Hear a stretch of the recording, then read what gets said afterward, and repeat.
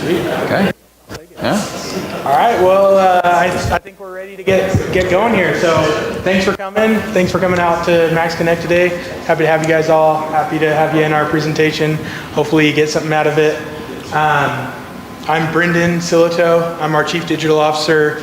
This is Landon. Landon Howard. He's one of our digital team leads, so he helps lead the digital team. We're going to talk to you a little bit today about first-party data. Hope you're all excited. Strategies for making your first-party data work. Okay, here's kind of what we'll talk about today. Let me make sure I got the clicker right. I'm going too fast.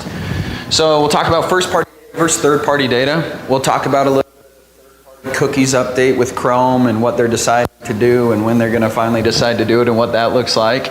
We'll talk about some first-party data strategies that we deploy by different channel and strategy.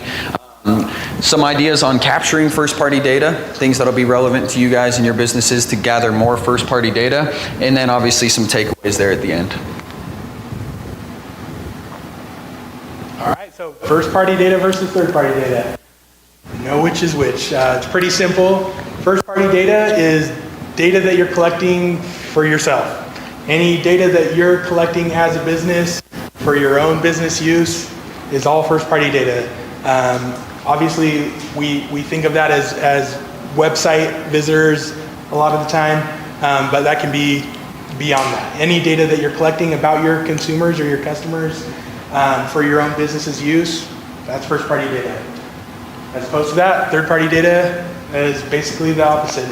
If anybody else is collecting data about your consumers for your use, then that's third-party data.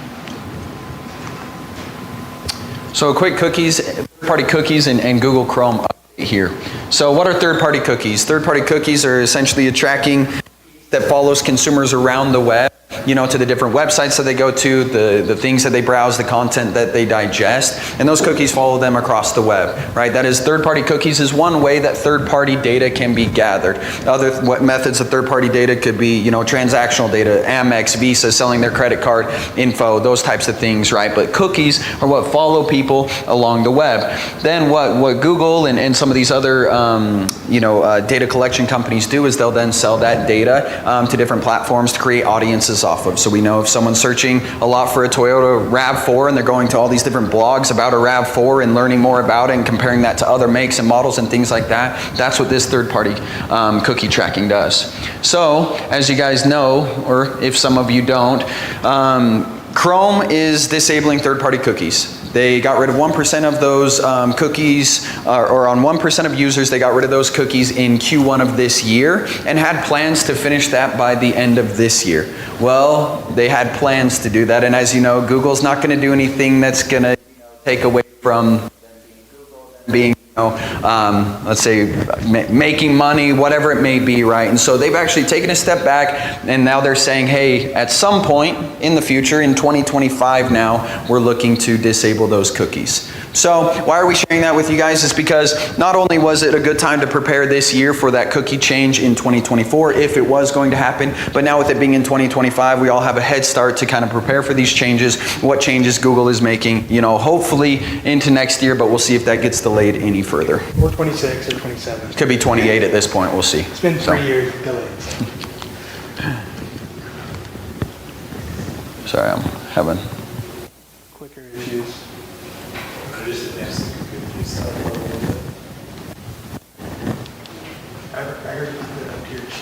Oh yeah. Oh, there we go. And back more. There we go. All right. So what does this mean for your business? The things that we will be losing, or you guys will be losing. These are things like behavioral data. Some of the behavioral data that's derived from third-party cookies will no longer be available. Some of the content that was engaged with, websites users visited, and some purchase transactional behavior. What we keep, though, is a lot. Third-party cookies is not the only type of third-party data, and a lot of that other third-party data is exceptionally helpful, and we utilize a lot. So any consensual consumer data that's not derived from third-party cookies is staying. Keyword search data, what they're searching on Google, Google has that data, is keeping that data, and is still going to be available. Transactional data, that data is third-party data, but not derived from a third-party cookie and will still be available. Purchase behavior, location type of data, ownership data, psychographic and demographic data is still all data that we will have access to.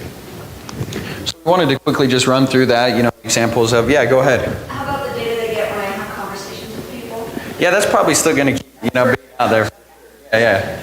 I mean, there's a lot of biometric data out there. I mean, technically, being able to use your face and you use apps and things like that, but we won't get too far into the weeds on some of that stuff. But as we mentioned, we talked about a little bit of the differences between first-party and third-party data. The rest of the time, we want to dive into first-party data and why it's so important for you guys, what you guys can be doing with it, right? So we'll go through a couple different examples, and then we'll talk through some strategies from there. One of them, every time someone thinks about first-party data or data that you have, a lot of people will think of your website, right? It was the first thing that Devin talked about when he was on stage there of, how Google Analytics tracks website behavior and things like that. It's not the only form of first-party data, which we'll get into, but it is a very important piece to your first-party data puzzle. Right? And I want everyone to kind of visualize it like this funnel here. A remarketing list, these remarketing lists are more in a funnel, right? You have all visitors that are coming to your website, right? If you're only focusing on getting in front of or getting back in front of these customers that have just been to your website, but you're not really tracking what they're doing or anything like that, you're missing out on a lot of different pieces, right? So you have people that come to your website. Well, what are they doing when they come to your website? Are they viewing a product? Are they viewing a vehicle or whatever it may be? Are they adding something to cart? Are they leaving their cart, right? So that's something that we like to dive further with these remarketing lists to be able to showcase very hyper-targeted and tailored ads to these consumers based on what they do on your website. If they view a product, let's get that product right back in front of them. Next time they're browsing on ESPN or CNN.com, did they leave something in their cart that we can then get back in front of them, right? In terms of maybe like automotive, are they looking at some VDPs, but are they not filling out a lead form? Well, let's retarget to those people that have been looking at, multiple different vehicles or multiple different products, get an ad back in front of them, get them back to the website at a very good cost, right? So this is kind of how we want to visualize that piece of the first-party marketing puzzle as, looking at the remarketing list as a funnel. Yep, so another part of first-party data that outside of website is also your social following. These are great pieces of first-party data that we can utilize to target people that are engaged with your brand. So things like Instagram followers, YouTube followers. We can use these both as ways to target your consumers and people that are interested in your brand, but also as ways to exclude people or to not target certain people as well. Bucketing users in the smallest category that we can effectively still reach them is always great practice, and we find a lot of success with breaking it down. But something that's often forgot about is using the first-party data from your social media following, not just from your website visitors or from other first-party data. So. And then customer lists here as well. So obviously this is being able to capture consumer data, name, email, phone number, whatever it may be, and then being able to utilize that first-party data to either get back in front of those consumers or utilize those lists to then be able to create look-alike audiences, act-alike audiences depending on the social platform that you're on, and getting back in front of those people. These could be past purchasers. These could be people who have purchased a vehicle, those who signed up for a newsletter, those who filled out a form online, whatever it may be, utilizing those customer lists and giving all of that data to the platforms to then either retarget or prospect with that. And now we're going to talk about just some specific first-party data strategies within some of these examples here. The first one I'll talk about here is, if I can get the clicker working again, is video strategies, right? So, like I mentioned, we think about just website visitors, right? But think about all of your YouTube channel subscribers, people interacting with your YouTube page, people that are watching specific videos on your channel, those coming to your channel, when they're coming to your channel. Have they been to your channel within the last 7 days? Have they watched a video in the last 30 days? Whatever it may be, and thinking outside the box of being able to utilize retargeting to those people that are interacting with your YouTube channel, right? So here's an example here. You can see the size of some of these customer lists, 78,000 plus, right, of people that are subscribed to the channel over the last 30 days. Let's get an ad back in front of them. Have they watched a couple specific ads on your channel? Well, how can we make that a little bit more sequential to push them through the marketing funnel there, right? So being able to utilize your first party data in terms of your YouTube channel subscribers and those watching videos. All right, so let's talk about display first party, utilizing first party data for display. So just wanted to run through a quick example of how we might run things and kind of to visualize that best. I broke it out into a few different slides. So this is this is a screenshot from our Kudos platform, and it visualizes the customer's journey. This is the first touch point of the journey. So this is a user that has come to the website via a Max Connect shopping ad and viewed a new video. So then they're coming back to the site, direct, just typing in the URL, coming straight back to the site, multiple events there, they come back, organic search, they search for your brand name, they come back to the site. Then they see another shopping ad, they came back to the site. After that, they haven't filled out a form yet. We still have nothing from them. So at this point, they've engaged with their brand. Obviously, we're way sad because they have not filled out a form. But they clearly are engaged with your brand, right? They've come to your site multiple times, but you really don't have any way to contact them. So what do we do? The next thing that we're going to do is we serve up a bin retargeting ad. So now they're on the display network, and now we're following them with the exact vehicles that they were viewing on your website, and giving them just a reminder that you have the vehicles that they're looking at, and just another touch point. They come back to the website, and what do you know? They filled out an ad.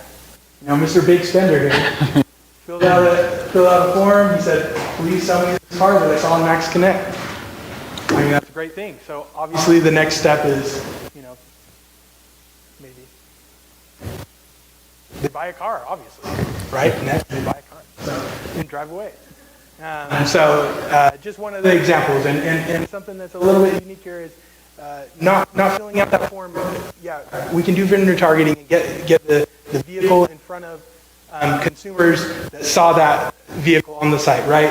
But what we're doing here is layering on also your customer list to know that they haven't already purchased the vehicle, right? We don't want to continue to waste ad dollars going after people that have viewed PDPs on your site or viewed a product on your site and continue to do product retargeting when they've already purchased it. So that extra small step of just layering on that customer list and purchasers to make sure that we're excluding and not wasting money on people that have already taken the action that we want saves a lot of money. The next strategy we want to talk about data is utilizing customer lists on Meta. This is something, Jen is here with us today. She won one of the drawings, the giveaways too, which was pretty cool. But this is something that we worked closely hand in hand on this strategy here, and it turned out to work really well. So Jen and her team, they had the idea of utilizing what's called a win-back opportunities customer list. So essentially those that have purchased between 6 months and 24 months ago, right? But haven't purchased within the last 6 months or whatever that time frame looks like for your business, right? And so Jen, she said, how can we execute? What can we do with this, right? So we took that list and we showcased, or showed a couple different ads with different messaging to this list, to this audience, right? On both Instagram and Facebook. You can see maybe we show a bestsellers ad, get them back to the website by looking at products that are the best sellers across the board, or maybe it's a new collection ad, or you can see a couple of the sales ads as well. Utilizing specific ads to get back in front of these specific customers to see if we can win them back, see if we can get them to purchase again after they haven't purchased in a little while. Well, after running this campaign, it was one of the highest ROAS one of the highest ROAS audiences in terms of performance within the first 2 months of launching this. This is something that we do and utilize in our strategy every single day now, something that we update quarterly together to make sure that we're always looking at ways that we can win back customers, get them back to the website, and it showed its success. So. All right, so paid search. Paid search probably isn't something that people normally think of as heavy on first-party data, but it can be extremely valuable. Obviously, you can use first-party data in paid search in terms of bid adjustments, whether you're, saying you're willing to pay more for people that have done certain things, all those buckets that you created. You can adjust how much you're willing to bid for people to click on your ad based on the certain actions that they've taken, or you can use it to exclude people too, right? And probably just as powerful or even more powerful is that exclusion factor, to be able to make sure that you're not continuing to waste ad spend, especially on paid search that tends to be a higher cost per click. You're not wasting your dollars on people that have either already taken the action you want them to take, or that not going to take that action, right? They're either out of that buying cycle. So this is just an example of a search for Carmel and Toyota, and it's like the person on the left has filled out an ad, or filled out a form on the website already, and so as you can see in the search results below, like there's no ad there. If they're searching for your name, they've already filled out a form, they're searching for your name, you probably don't need to pay for a self-branded ad right there, right? And so just excluding those ads from there, allowing them to click on the organic listing there, saves that money. And then the opposite for somebody that hasn't filled out a form, right? The first thing that they see is that paid ad. And so it's just thinking through the ways that people interact with your business and how you can use all those little buckets, all those small segments of users that you've created to make your spend the most efficient as possible, whether that's including or excluding.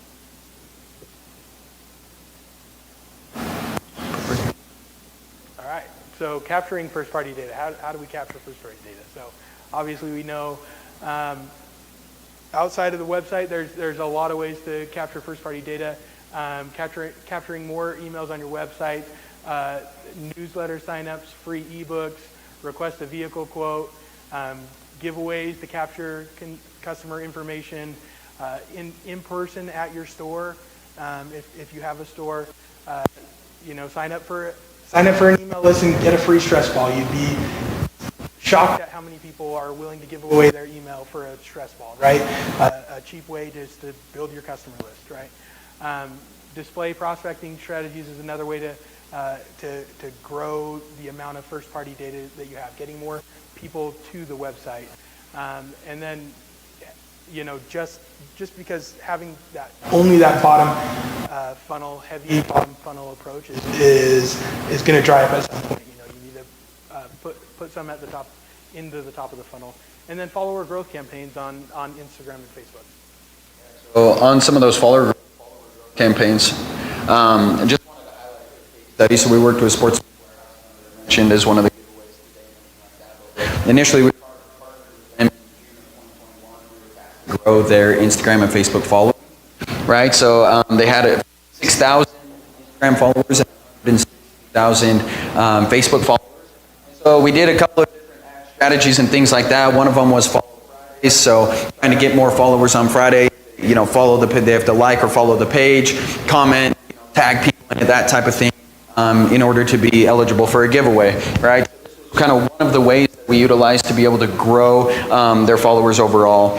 After about 7 months, we were able to achieve a 55% lift of follower growth on both Instagram and Facebook. Awesome to see. So not only did we do that, we were able to drive a 7x ROAS for them with those same ads as well. So a couple big things there. The more followers you have, the more first-party data you have, and the more you can actually do with that. Then we could take these and we could create a new lookalike audience. We could retarget to these people, right? So the biggest thing here and the biggest takeaway would be, thinking of ways to capture first-party data, like Brendan had mentioned, but just that are outside the box. What campaigns can we do? What can we do within our store? What on our website to really capture more of that first-party data. And then a couple of key takeaways here. That was it. No, so the first is just to prepare for the cookies change. Whether that happens, like Brendan mentioned, in 25, 26, 27, or 28, who knows, right? But at some point it will be coming. So what can we do on our end to be able to, prepare for that? And one of the biggest things is audience acquisition, utilizing some of those upper funnel channels to build your brand, to grow your website following, more people to your website, and to be able to really start filling that funnel. Yeah, and then second takeaway is utilize your first party data, right? You're getting the data, you're probably paying to get the data. It's a waste if you don't utilize it. Think strategically about new ways that you can utilize that data, new ways you can bucket your audiences to become more efficient. Like I said before, the more granular you can be with your audiences, the better. Obviously, that comes with the caveat of making sure that your audiences have enough to be able to market to, and then also, there's going to be budget constraints, right? If you have a small budget, segmenting it across, 50 different audiences is going to be a little bit more difficult. But utilize that data. Don't let it go to waste. And then grow your first party data. It is not just your website visitors. So think outside the box. Think you can get more customers on your customer list, more followers on your Instagram page, more subscribers on your YouTube channel, whatever it may be. This is a great way to prepare for the future, and something that, it really is a great way to get success in not only the short term, but in the long term as well. Any questions? So I work for an auto group, and we have a lot of first-party data in our CRM and Yep. our DMS. And it's a little overwhelming to me. Like, the initial, well, the first-party data is, cool. But then I worry about relevant. For So sure. is that one way of saying, it probably depends on the type of campaign, but if you have any tips to views on. That's a great question. I'll say one thing, and then you can share your thoughts. Like, for example, with Meetinco, we're doing it quarterly for them, and they have a very large customer database. They sell furniture and things like that, so I would still put it as a considered purchase like I would a vehicle. But it does kind of come down and depend on your business. I would be surprised if every 2-3 months, kind of refreshing that data and utilizing those and putting them in the platforms. I'd be surprised if that was not often enough. So. Yep, and I would say it's strategy dependent, right? If your strategy is excluding people that have purchased, Yep. And that time delay is 2 to 3 months, well, that's quite a bit of time that you're marketing to these people that may have already purchased. So definitely strategy dependent. But I would say as often as you can do it in an easy way, right? What is the workload or how much heavy lifting is there to continually update that, and then finding ways to remove that friction and ease that workload to make it as fast as possible and as automated as possible is probably best. Yeah. But yeah, I would say. Yeah, I thought I was going to say this. We have the full entire software development, so we could also do we can connect to like your DNS or if you're working with your CRM on a nightly basis, or to Kudos, and we can exclude them. Yeah. That way you don't have to worry about it. And then one other piece I would add to there is like just working strategically with your account manager, digital manager, or whatever it may be, in specific segments of your customer list as well, right? So we might not just want all of your customers that are in there that have signed up for a stress ball in 2011, right? So we might just want to think of a couple of different lists that we could utilize, and then utilize the process that they talked about as well in keeping that fresh. So. Any other questions? I got a question for you guys. So I know third-party cookies and that kind of stuff are going away, but whether or not they go away, it sounds like we're having success with first-party data. So even if they don't go away, speak to where you would still use first-party data even if cookies always existed.